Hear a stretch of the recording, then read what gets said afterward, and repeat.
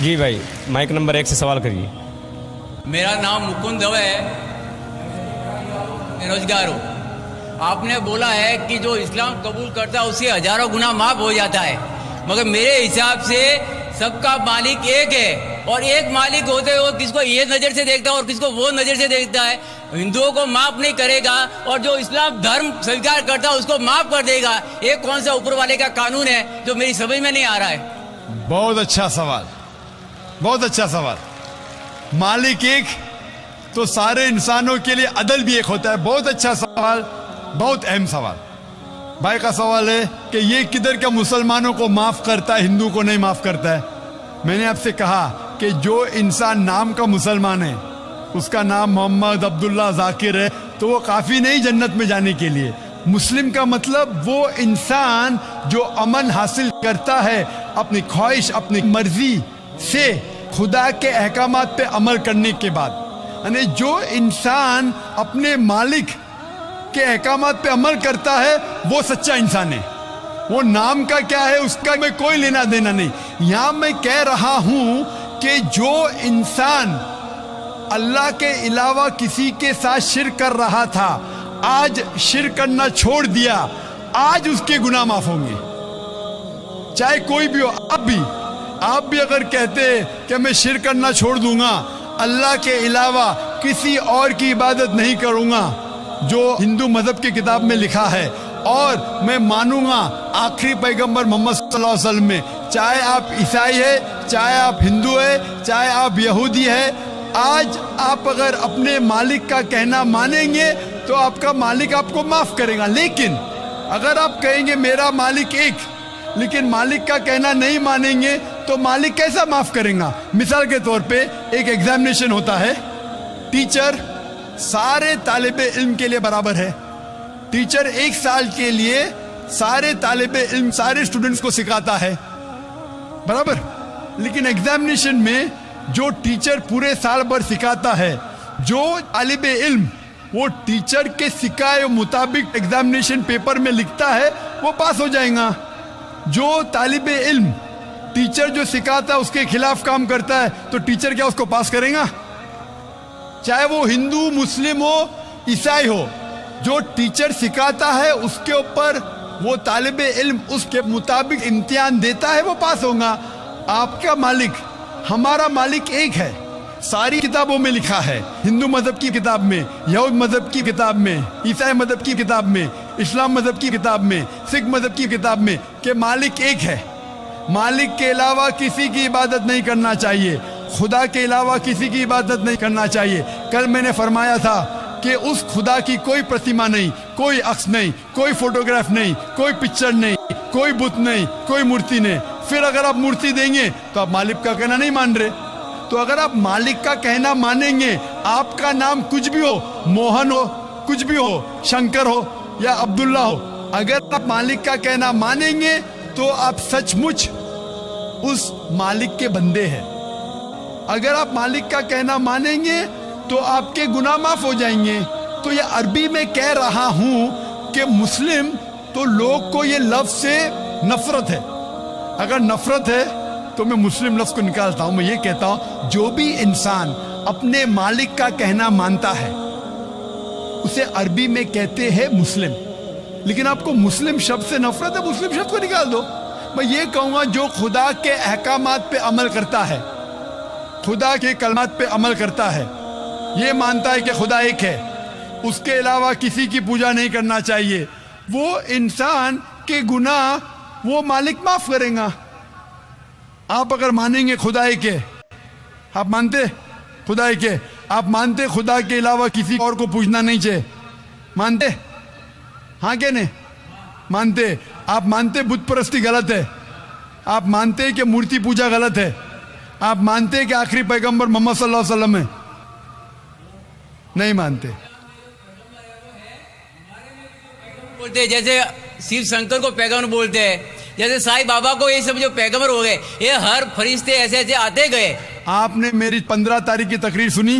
میں نے نہیں سنا. محمد صلی اللہ علیہ وسلم کا ذکر مختلف مذہبی کتابوں میں، آپ کا سیٹ لیجئے، میری تقریر ہے محمد صلی اللہ علیہ وسلم کا ذکر مختلف مذہبی کتابوں میں. اس میں نے ثابت کیا ہوں کہ مذہبی کتاب بدلنے کے باوجود سب مذہبی کتاب میں لکھا ہے کہ آخری پیغمبر آنے والے ہیں. اس آخری پیغمبر کا نام ہے محمد صلی اللہ علیہ وسلم. آپ ہندو مذہب سے تعلق رکھتے؟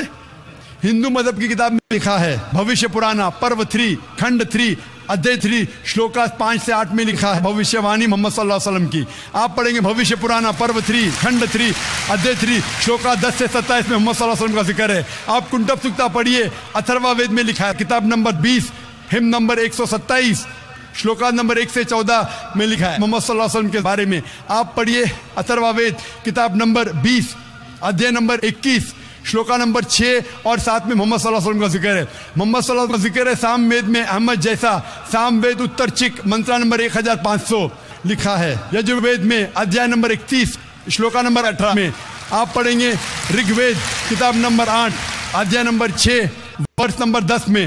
آپ اگر پڑھیں گے اتھروا وید کتاب نمبر 8 ادھیائے نمبر 5 شلوکا نمبر 16 میں محمد صلی اللہ علیہ وسلم کے بارے میں احمد لکھا ہے. اتھروا وید کتاب نمبر 20 ہم نمبر 126 ورس نمبر 14 میں کئی جگہ لکھا ہے ناراشنسا مطلب وہ آدمی جو پرشنسا کے لائق ہے. اس کا عربی میں ترجمہ ہوتا ہے محمد صلی اللہ علیہ وسلم کا نام سے ذکر ہے ہندو مذہب کی کئی کتاب میں. رگ وید کتاب نمبر 1 ہم number 13 verse number 3 Rig Veda کتاب نمبر 1 ہم number 18 verse number 9 Rig Veda book number 1 ہم number 106 verse number 4 Rig Veda book number 1 ہم number 142 verse number 3 Rig Veda book number 2 ہم نمبر 3 ورس number 2 Rig Veda book number 5 ہم نمبر 5 ورس number 2 Rig Veda book number 7 ہم نمبر 2 ورس نمبر 2 رگ وید بک number 10 hymn number 64 verse number 3 Rig Veda بک number 10 hymn number 182 verse number 2